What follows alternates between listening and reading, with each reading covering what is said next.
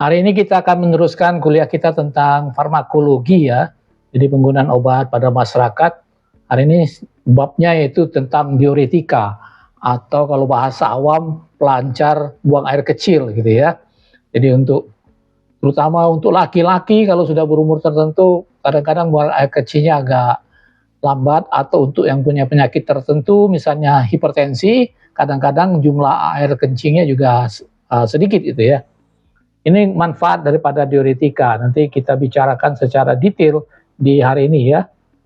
Nah, jadi diuretika ini adalah obat yang bekerja secara langsung pada ginjal untuk mobilisasi ya, menggerakkan cairan edema. Edema itu artinya bengkak. Ya, bengkak dan meningkatkan produksi urin. Jadi urinnya pertama banyak, air kencingnya, dan zat yang terlalu dalam urin terutama natrium ya.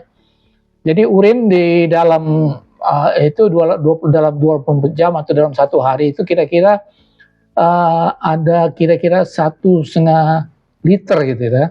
Jadi kalau kita minum sehari 2 liter air putih itu misalnya baru balik modal gitu ya. Jadi nggak terhindar dari sakit pinggang gitu.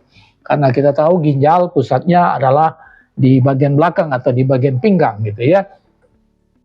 Jadi ini urin mengandung sekitar 4-20 gram natrium, mengandung klorida, mengandung 2,5-3,5 gram kalium gitu ya. Makanya orang yang diet rendah garam itu agak lesu gitu ya, agak lesu gitu. Itu kira-kira teoritisnya gitu ya. Nah, ini mekanisme kerjanya bagaimana peningkatan produksi urin itu ada 3 golongan ya, meningkatkan aliran darah ke ginjal dengan kecepatan filtrasi glomerulus itu dari xanthin, glikosida jantung dan dopamin. Kemudian meningkatkan tekanan osmotik tubuli ginjal, itu osmotik diuretik. Nah, yang paling terbanyak yang kita pakai adalah yang nomor 3, menghambat reabsorpsi aktif daripada tubuler. Jadi di ginjal itu ada 2 bagian terbesar, tubulus dan glomerulus gitu ya. Ini yang bekerja terutama di tubulus. Ada diuretik thiazid yang dikenal kalau di puskesmas itu HCT. Diuretical loop itu yang dikenal dengan nama generic furosemid, derivat diuretik hemat kalium, inhibitor karbonik anhidrase, diuretik merkurial, antagonis aldosteron, dan derivat xanthin. Kalau yang karbonik anhidrase inhibitor ini penggunaan spesifik diuretik pada glaukoma, itu pada gangguan mata gitu ya. Ini tempat kerjanya di tubulus ya. Jadi ada namanya ansa Hellner, tubulus proximal, ada tubulus distal gitu ya. Ya. Nah, ini tempat kerjanya di mana obat itu bekerja. Nanti bisa dilihat dari gambar ini di mana bekerja astazolamid, itu karbonik anhidrase, obat-obat osmotik manitol, obat-obat kuat lainnya, furosemid yang tadi saya ngomong diuretik kuat ya. Kemudian thiazid, antagonis aldosteron, dan antagonis ADH ya. Ini tempat kerjanya di mana kerja daripada obat-obat itu. Yang nomor ini menyatakan jenis obatnya, misalnya contoh astazolamid itu di tubulus contortus proximal gitu ya. Ini juga kerjanya ya, astazolamid tubulus proximal, thiazid di tubulus contortus distal, ini yang di ductus renalis recti gitu, spironolactone. Ini yang disebut juga amyloid trimethylin, ini adalah diuretik hemat kalium gitu ya. Jadi untuk penyakit jantung kadang-kadang dikombinasi antara diuretik kuat yaitu golongan furosemid ini dengan spironolactone gitu ya, supaya jangan terlalu banyak kalium yang keluar, hipokalemi. Kalau hipokalemi itu berbahaya sekali untuk penyakit jantung koroner gitu ya. Nah, derivat thiazid atau nama lainnya HCT, nama generiknya, ada juga namanya chlortalidon, ada juga namanya bendroflumethiazid ya dalam bentuk nama generik gitu ya. Ini potensinya kerja sedang, mulai kerjanya lebih lambat dari diuretik kuat atau furosemid, efek berlangsung lebih lama 24 jam ya. Ya. Ini mempunyai sifat flat dose response curve. Ini juga sering kesalahan untuk para sejawat ya, tidak semua obat itu dosisnya kalau ditinggikan efeknya semakin besar. Nah, yang thiazid ini punya ciri semakin besar dosisnya justru nggak mempunyai efeknya, bukan bertambah besar. Tetap aja di dosis kecil dia mempunyai efek sudah, ya. Jadi peningkatan dosis itu tidak mempengaruhi, tetap dosisnya nggak banyak atau tetap sedikit gitu ya. Tidak efektif bila glomerulus penetrasi rate GFR di bawah 20 ml per menit ya. Nah, ini yang kerepotan kita untuk mengobati pasien, terutama di puskesmas, bagaimana kita tahu GFR, sedangkan GFR itu ditentukan dari hasil labor. Jadi kalau menteri kita berkeinginan untuk memperbaiki pelayanan, ya lengkapi alat-alat untuk pengobatan gitu ya, untuk mengetahui GFR bagaimana gitu. Semua puskesmas mempunyai alat itu gitu ya. Itu yang paling utama gitu ya. Bekerja menghambat reabsorpsi aktif NaCl di segmen dilusi cortical loop, Henle, dan tubulus distal proximal. Selain air juga mengeluarkan NaCl. Jadi ini tolong diingat oleh para dokter ya, atau juga para apoteker yang bekerja di apotek. Jadi kalau resep diuretik itu sudah berapa lama itu, tolong dikonfirmasi lagi ya, dicek dulu kadar elektrolit penderita pasien itu ya. Jangan sampai semuanya elektrolit sudah turun semua, itu akibatnya pasiennya jadi lesu sekali gitu ya. Ya. Dan itu juga bagi farmasis, tolong diingatkan dokter yang meresep misalnya sudah lebih berapa bulan, apakah perlu dosisnya diturunkan atau di stop dulu ya, untuk memperbaiki kadar elektrolit daripada si pasien itu. Beberapa dari derivat ini menghambat juga enzim karbonik anhidrase, mengurangi reabsorpsi ion bikarbonat gitu ya.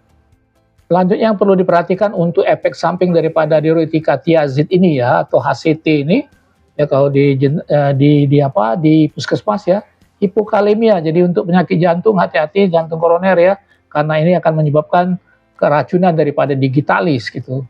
Hiperkolesterolemia, meningkatkan kadar kolesterol. Hipourikemia, jadi yang mempunyai kadar asam urat tinggi juga hati-hati karena akan meningkatkan asam urat sehingga menyebabkan nyeri sendi. Hiperglikemia untuk penderita diabetes, ya, gula darahnya meningkat. Kemudian GFR menurun, kemampuan daripada mengabsorpsi atau metabolisme obat itu berkurang ya di ginjal. Impotensi ini, jadi tolong diingat untuk laki-laki yang sudah berumur, yang lansia, ini ditanyakan ya. Ini ditanyakan karena akan menyebabkan inconvenient, rasa tidak menyenangkan pada pasien karena dia impoten gitu ya. Kemudian efek antidiuretik pada diabetes insipidus itu ya. Kalau diabetes insipidus itu, jadi untuk diabetes itu ada dikenal dua, satu diabetes mellitus tipe 2, diabetes insipidus pada tipe 1 gitu ya. Ya, pada diabetes insipidus dia justru mempunyai efek yang bagus gitu ya. Kalau penggunaannya secara klinis ya, untuk pasien itu biasanya digunakan pada penderita hipertensi ya, hipertensi. Ini efek langsung pada arterioli sehingga terjadi relaksasi otot polos pembuluh darah. Terutama kalau tekanan diastolnya itu yang tinggi ya, di atas 80, misalnya 90, ini cepat sekali untuk menurunkan itu ya. Nah, diuretik loop yang dikenal dengan furosemid atau juga bisa asam etakrinat dan bumetanid ya. Ini sangat poten, mulai kerjanya cepat. Nah, berbeda dengan HCT tadi atau golongan thiazid, dia bersifat relatif steep dose response curve, artinya semakin besar dosisnya semakin besar efeknya ya.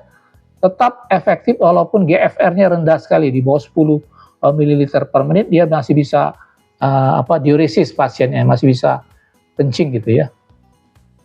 Nah, mekanisme kerjanya ini kira-kira ya, memblok reabsorpsi aktif NaCl pada bagian ascendant. Asam etrikrinat juga memblok di bagian tubulus distal, tadi sudah di depan tadi ya, tempat-tempat kerjanya gambar tadi. Selain air juga kehilangan natrium, kalium, klorida, ini semua elektrolit. Eksesi natrium ini agak besar ya, sampai 30% ya. Hilangnya Cl, ini bisa terjadi alkalosis, metabolisme hipokloremik gitu ya. Hilangnya K mempermudah timbulnya tadi yang saya sudah ngomong, intoksikasi digitalis. Jadi pada penderita dengan gagal jantung itu harus diperiksa dulu kadar ion K-nya ya, apakah hipokalemi atau tidak. Kalau tidak, mudah terjadi intoksikasi digitalis. Tolong diingat itu ya. Nah, efek sampingnya terjadi hipotensi kalau dibarengi, apalagi dibarengi dengan obat antihipertensi lainnya, hipokalemi, hiperurikemia, pembesaran prostat. Jadi untuk yang mereka para laki-laki manula yang sudah mengalami BPH atau benign prostatic hipertrophy, ya, yang pembesaran daripada prostat harus hati-hati. Ototoksik ini ya, menyebabkan gangguan pada telinga. Ini digunakan untuk mengurangi edema. Edema di sini maksudnya bengkak ya. Jadi untuk para masyarakat, bengkak pada kaki, bengkak atau kelebihan cairan gitu ya. Bisa edema paru akut artinya kelebihan cairan pada paru, edema pada penyakit jantung, pada dekom, gagal jantung ya. Jadi terjadi sesak nafas itu ya. Karena berlebihan cairan, edema penyakit ginjal. Selain dia bengkak pada tungkai, biasanya dicirikan penyakit ginjal edema pada pagi hari di daerah kelopak mata gitu ya. Kemudian edema pada penyakit hati, terutama biasanya di bagian perut ya. Itu biasanya pada sirosis hepatis ya. Nah, semuanya memerlukan diuretik gitu ya. Ya. Nah, dan secara teori banyak beberapa buku yang agak kontroversi. Ada yang menyatakan begitu edemanya kempes atau berkurang, obatnya bisa di stop. Jadi diuretik ini dianggap bersifat on and off. Ya, kalau ada gejala baru dikasih gitu ya. Nah, penggunaan lain pengobatan pada rhinosinonasal polyposis relapse setelah operasi endoskopik sinus, kemudian menggunakan furosemid topikal pada bentuk spray gitu ya.